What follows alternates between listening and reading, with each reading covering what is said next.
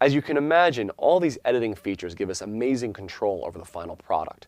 And that the fact that we have these features has actually changed the way in which we record, in that we often will record many takes or many versions of a single performance and then choose the best pieces from all of them and create a compiled version or a comp track that includes the best pieces from all those different takes. Now, many DAWs have a take feature built right into them, so that if I record over and over on a single track, it remembers all those different recordings and saves them as different takes of that same performance. In addition, many DAWs have added comp features to make it easy to kind of quickly choose the best features from all of them and apply crossfades and make it sound seamless. Even if your DAW doesn't include those though, you can always just create many tracks, name them similarly, but maybe put the take name after them, and record multiple versions of the performance and edit in between them. It's a great process to get used to because you really can get a high quality performance if you can get all those best pieces. I'd like you to take a moment to go to your DAW and see what the best way would be to create a comp track or a compiled track within your DAW. I'd like to take some time to show you how all these editing techniques can be used together to create a perfect comp track or compiled track from a series of imperfect performances. I had played bass to a drum groove earlier in this lesson, and I did 2 takes at it. They're both good, but imperfect in different ways.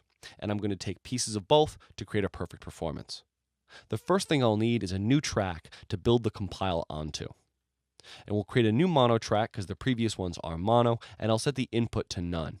It's a great idea to get in the habit of setting your input to none on tracks that you're not actively recording into.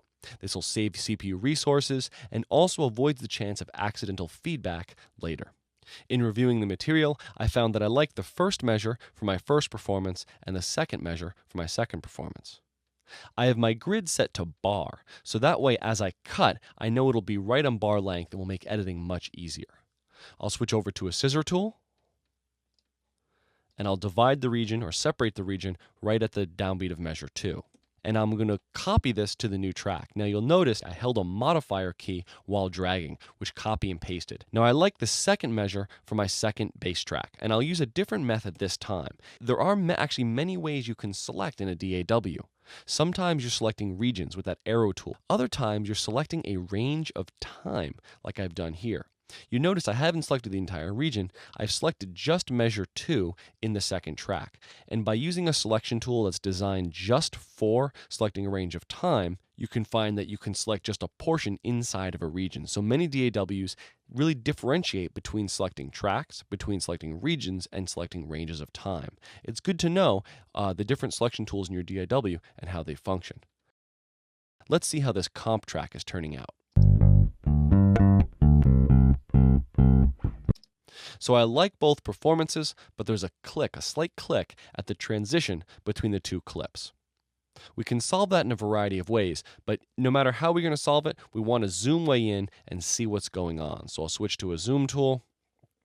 I'm going to zoom in on a very small portion of time and see what's going on. So right here is my transition, and it looks like it's pretty close. There must just be a little bit of information kind of away from 0 right at the transition, which is giving us that click.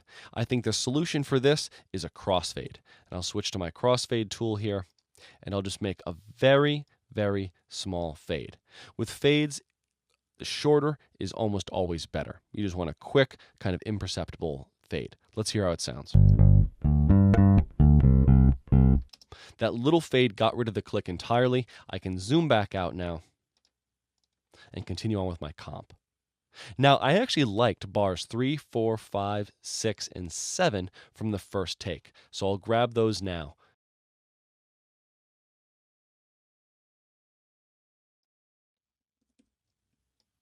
Again, option drag, and I like the last bit from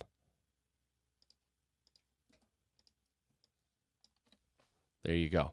So you see, having my grid set to bar, really handy, because that way I know all those edits are happening right on a downbeat, and I can move through this process quite quickly. Let's listen. That edit sounds good. There was a click at the beginning of that one.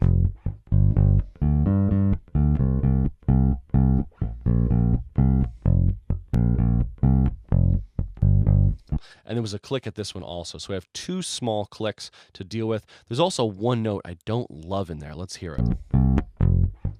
That right there. There's a really big click in my performance. I might want to grab this measure from this over here. Let's try that out. Try measure 4 here.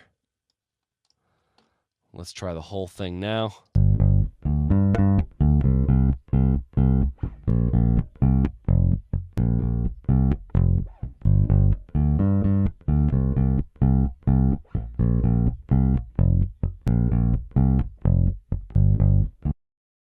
I like the performance now. I'm happy with it. I just need those crossfades. Let's hear it.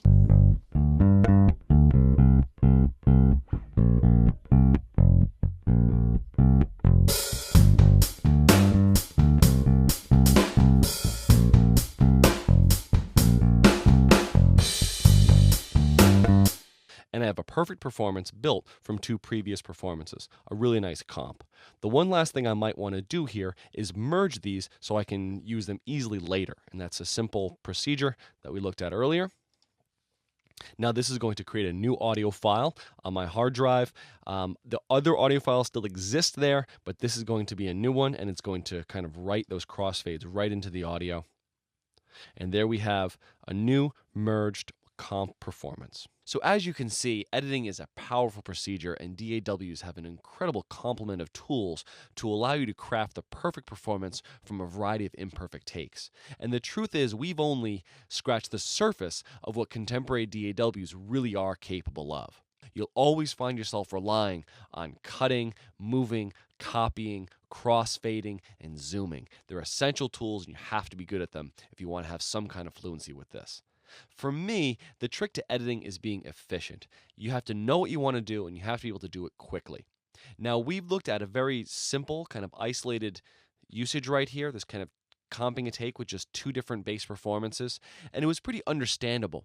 But what happens when you have 10 takes and you have an entire tune? Well, in that case, you're going to have to be much more organized and careful. And in the next segment, we'll look at some of the important tools that are available in all DAWs to organize and to make this process even more efficient.